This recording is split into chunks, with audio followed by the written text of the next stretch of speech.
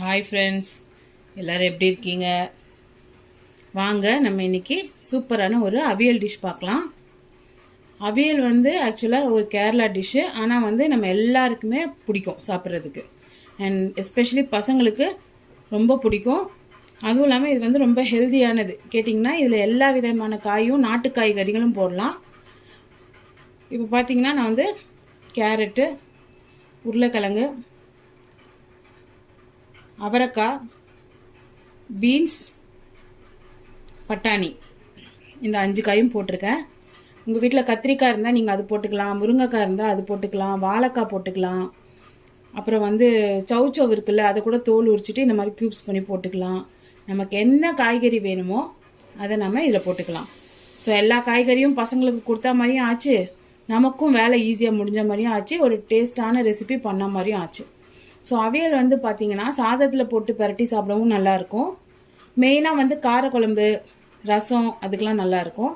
இன்றைக்கி எங்கள் வீட்டில் நேற்று சண்டே கொஞ்சம் ஹெவியாக பண்ணிட்டனால இன்றைக்கி எங்கள் வீட்டில் தயிர் சாதம், அவியல், அப்பளமோ இல்லை உருளைக்கிழங்கோ ஏதோ ஒன்று. இன்றைக்கி மெயினாக தயிர் சாதமும் அவியலும் தான் எங்களோட மெனு.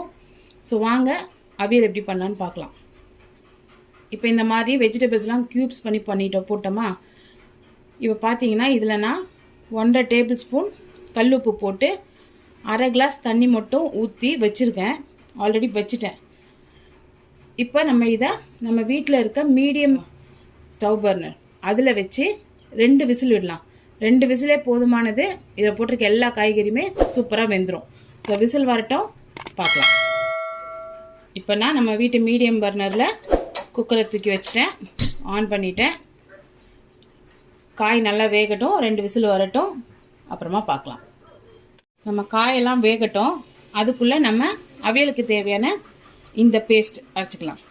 இதில் பார்த்தீங்கன்னா நான் 1/2 மூடி தேங்காய். இந்த அவியலுக்கு நம்ம போட போகிற ஒரே காரணம் பச்சை மிளகா தான். அதனால் நான் 3 பச்சை மிளகா 2ஆக உடச்சி போட்டிருக்கேன்.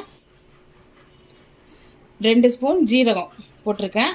இதை ஃபஸ்ட்டு தண்ணி ஊற்றாமல் நல்லா பொடியாக அரைச்சிக்கலாம். அப்புறம் இதில் ஒரு 1/2 கிளாஸ் தண்ணி ஊற்றி நல்லா பேஸ்ட் மாதிரி அரைச்சிக்கலாம். அரைச்சிட்டு காட்டுறேன். இப்போ நம்ம குக்கரில் வேக விட்ட காய் 2 விசில் வந்துருச்சு. இப்போ வெயிட்டை ரிலீஸ் பண்ணிவிட்டு எப்படி இருக்குன்னு பார்க்கலாம். இப்போ பாருங்கள், நம்ம குக்கரில் போட்ட காய் எதுவுமே குலையில. நம்ம எப்படி போட்டோமோ அதே மாதிரி சூப்பராக வெந்து வந்திருக்கு.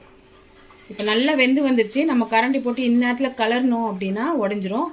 அதனால் ஓப்பன் பண்ணிவிட்டு இப்போ நம்ம அவியலுக்கு ஒரு பேஸ்ட்டு, தேங்காய் பேஸ்ட் அரைக்கணும்னு சொன்னோம் இல்லையா, அதை நான் அரைச்சிட்டு வந்துட்டேன். எப்படி இருக்கும்னா நல்லா மையாக அரைஞ்சிருக்கணும், திரியாக இருக்கக்கூடாது. ஸோ எப்போவுமே தேங்காய் பேஸ்ட் நம்ம போட போகிறோம் ஒரு டிஷ்ஷில் அப்படின்னா அதை நல்லா சாஃப்டாக மையாக அரைச்சிக்கணும்.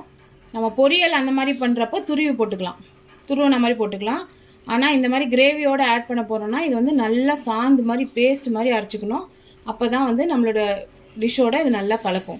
இப்போ நம்ம அரைச்ச இந்த தேங்காய் பேஸ்ட்டை நம்ம குக்கரில் வேக வச்சுருந்தோம் இல்லையா காய்கறி, அதோடு சேர்த்துடலாம். அதுக்கு முன்னாடி குக்கரை ஸ்டவ் மேலே வச்சு ஸ்டவ் ஆன் பண்ணிக்கோங்க. ஆன் பண்ணிவிட்டு இந்த பேஸ்ட்டை சேர்த்துக்கலாம். ஸ்டவ் ஆன் பண்ணிவிட்டேன். காயை நான் கிண்டியெல்லாம் விடலை. இப்போ நம்ம அரைச்ச இந்த தேங்காய் பேஸ்ட் இருக்குல்ல, இதை இதோட சேர்த்துக்கலாம். இதுக்கு நிறைய தண்ணி ஊற்றக்கூடாது. ஏன்னா நம்ம காய்கறிலையும் 1/2 கிளாஸ் தண்ணி ஊற்றி வேக வச்சுருக்கோம். காய்கறியிலேருந்தும் ஒரு 1/2 கிளாஸ் தண்ணி வந்திருக்கு. ஸோ இன்னும் நம்ம மேலே தண்ணி ஊற்றுறோன்னா நமக்கு அவியலோட டேஸ்ட்டும் ரொம்ப வெந்து போனால் மாறி போயிடும். அதுவும் இல்லாமல் தண்ணி நிறையா இருந்ததுன்னா ரொம்ப நேரம் ஆகும் சுண்டுறதுக்கு. அதனால் நம்ம இப்போது இந்த தேங்காய் பேஸ்ட்டு மிக்சியில் ஒட்டியிருக்கல, அதை நம்ம கையால் நல்லா வலித்து இதுக்குள்ளே சேர்த்துக்கலாம். தண்ணி ஊற்றி அழைச்சி ஊற்றணும்னு அவசியம் இல்லை.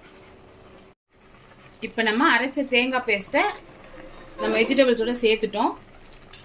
இந்த தேங்காய் பேஸ்ட்டை சேர்த்த உடனே உங்களுக்கு அவியலோட ஸ்மெல் சூப்பராக வீடு ஃபுல்லாக வர ஆரம்பிச்சிடும். இப்போ நம்ம என்ன பண்ணணும்னு கேட்டிங்கன்னா, அடியில் இருக்கிற வெஜிடபிள்ஸ் அதை இந்த மேலே தூக்கி விட்ட மாதிரி மெதுவாக இந்த தேங்காய் பேஸ்ட்டோட கலந்து விடணும். ஸோ காய்கறியை உடஞ்சிடக்கூடாது, மசிச்சிடக்கூடாது. அப்படியே பொத்துனாப்பில் இந்த லேசாக சைட்லேருந்து இந்த குக்கரோட சைடில் இப்படி விட்டு இப்படி திருப்பி விட்டீங்க அப்படின்னா இது எல்லாத்தோட மிக்ஸ் ஆகிடும். ஸோ ரொம்ப கிண்ட வேணாம். இந்த தேங்காய் பேஸ்ட்டை ஊற்றி கரண்டியை இந்த ஓரத்தில் விட்டு இப்படி லேசாக இந்த மாதிரி ஒரு 6-7 வாட்டி திருப்புங்க.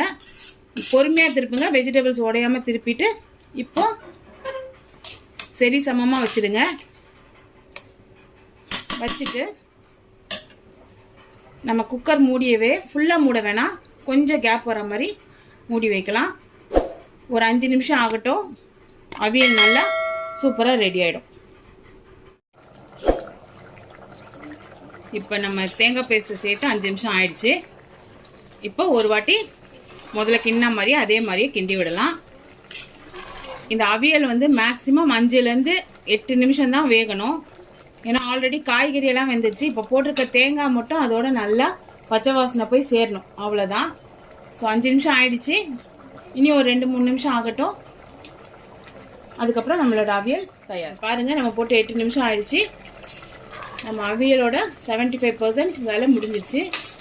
இப்போது ஸ்டவ்வை சிம்மில் போட்டுக்கோங்க.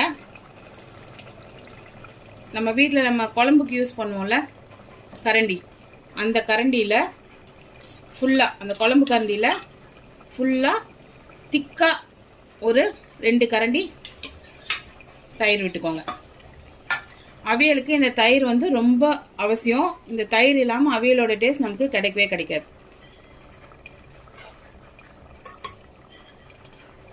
இப்போ நம்ம குழம்பு கரண்டியில் 2 கரண்டி கெட்டியான தயிர் விட்டுட்டோம். அதே குழம்பு கரண்டியில் ஒரு கரண்டி ஃபுல்லாக தேங்காய் எண்ணெய் விடணும்.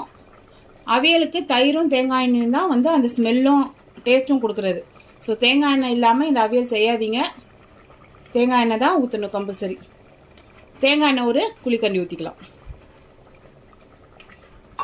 இப்போ நம்ம தயிரும் தேங்காய் எண்ணெயும் ஊற்றிட்டோம். இதையும் நம்ம வெஜிடபிள்ஸோட லேசாக மிக்ஸ் பண்ணலாம். இந்த அவியல் மெயினாக என்னன்னு கேட்டிங்கன்னா, செய்கிறது ஈஸி. ஆனால் இந்த காய்கறியெல்லாம் உடையாமல் நம்ம போட்ட எல்லா மிக்சரும் அதோட ஒன்று சேர்ந்து வேகணும். அதோட ஸ்மெல் வந்து எல்லா இடத்துக்கும் பரவணும், அதுதான் முக்கியம்.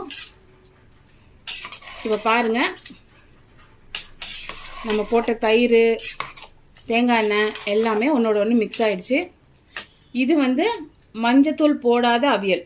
இப்போ உங்களுக்கு வந்து இந்த கலர் என்ன இப்படி இருக்குது, மஞ்சள் தூள் போட்டால் கொஞ்சம் நல்லா இருக்குமே அப்படின்னா, காய் வேக வைக்கும் போது உப்பு போட்டு 1/2 கிளாஸ் தண்ணி போடுறோம் இல்லையா, அந்த உப்புக்கு மேலேயே ஒரு 1/2 ஸ்பூன் மஞ்சத்தூள் போட்டு கூட நீங்கள் வேக வச்சுக்கலாம். அப்போ உங்களுக்கு நல்லா மஞ்சள் கலராக கிடைக்கும். ஆனால் அவியலோட ஒரிஜினல் கலர் பார்த்திங்கன்னா இதுதான், சரிங்களா? இப்போ நம்ம சிம்மில் போட்டிருக்க ஸ்டவ்வை ஆஃப் பண்ணிடலாம். அவ்வளோதான், நம்மளோட அவியல் வந்து தயாராகிடுச்சு. இப்போ அவியலுக்கு மேலே சும்மா சின்னதாக ஒரு தாளிப்பு போடணும், அது மட்டும் எப்படின்னு பார்க்கலாம். இப்போ வாங்க நம்ம அவியலுக்கான தாளிப்பு போட்டுக்கலாம். அவியலுக்கு நம்ம ஆல்ரெடி ஒரு குழிக்கரண்டி தேங்காய் எண்ணெய் ஊற்றிருக்கோம். இப்போ இதில் 1 டேபிள் ஸ்பூன் தேங்காய் எண்ணெய் விட்டுக்கலாம். ஏன்னா நம்ம தேங்காய் எண்ணெயும் விட்டு கடலெண்ணெய் நல்லெண்ணெய் வேறு ஏதாவது தாளித்து கொட்டோம்னா அந்த தேங்காய் எண்ணெயோட ஸ்மெல்லும் அந்த அவியலோட ஸ்மெல்லும் கொஞ்சம் மாறிடும். நமக்கு அப்படியே அந்த ஆத்தென்டிக் கேரளா ஃப்ளேவர் அவியல் கிடைக்கணும் அப்படின்னா தாளிப்பும் நீங்கள் தேங்காய் எண்ணெய் தான் போடணும். அதுக்கு வந்து 1 டேபிள் ஸ்பூன் தேங்காய் எண்ணெய் போட்டுக்கோங்க. எண்ணெய் சூடாகட்டும். நம்ம ஊற்றின தேங்காய் எண்ணெய் நல்லா சூடாயிடுச்சு. இப்போ இதில் என்ன பண்ணலான்னு பார்த்தீங்கன்னா, 1/2 ஸ்பூன் கடுகு, 1/4 ஸ்பூன் ஜீரகம், ஒரு 1 ஸ்பூன் உளுந்தம்பருப்பு. ஸோ உளுந்தம்பருப்பு பாதி நல்லா பொன்னிறமாக ஆகட்டும். இப்போ நம்ம போட்டதெல்லாம் நல்லா பொரிஞ்சிருச்சு. இதில் ஒரு காஞ்ச மிளகா 4 கீரி போட்டிருக்கேன். 2 கொத்து கருவேப்பிலை. இந்த கருவேப்பிலை வந்து நல்லா ஃப்ரை ஆகணும்.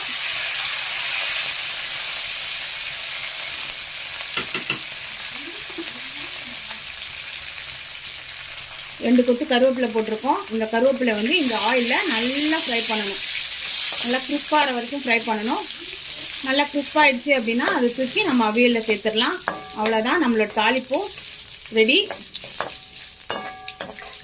இந்த தாளிப்பை வந்து நீங்கள் கொட்டின உடனே அவியலோடு சேர்த்து கலந்து விட்டுறாதீங்க. ஏன்னா இந்த உளுந்தம்பருப்புலாம் வந்து நச்சுன்னு ஆகிடும். இதுவே நீங்கள் சாப்பிடும் போது கிளறி அப்படியே போட்டு சாதத்தில் சாப்பிட்டீங்கன்னா இந்த உளுந்தம்பருப்பும் இந்த கருவேப்பிலை எல்லாமே வந்து நல்லா கிறிஸ்பாக இருக்கும். அதுவே சாப்பிடும் போது ஒரு சூப்பரான டேஸ்ட் கொடுக்கும். ஸோ வாங்க தாளிப்பை சேர்த்து அவியலை பார்த்துடலாம். இதுக்கு ரொம்ப ஈஸி, டேஸ்ட்டும் சூப்பராக இருக்கும். அண்ட் நம்ம எல்லா காய்கறியுமே பசங்களுக்கு கொடுத்தா மாதிரி ஒரு ஹெல்தி டிஷ்ஷாகவும் இருக்கும். ஸோ இந்த அவியலை உங்கள் வீட்டில் செஞ்சு பாருங்கள். என்னோடய வீடியோஸை லைக் பண்ணுங்கள், ஷேர் பண்ணுங்கள். எப்படி இருந்தது என்னோடய சமையலெல்லாம் கமெண்ட் பண்ணுங்கள். என்னோடய சேனலை சப்ஸ்கிரைப் பண்ணுங்கள். பக்கத்தில் இருக்க பெல் ஐக்கானை அமைக்கி ஆல் என்ற நோட்டிஃபிகேஷனை எனேபிள் பண்ணி வச்சுக்கோங்க. நெக்ஸ்ட் வீடியோவில் மீட் பண்ணலாம். பாய்.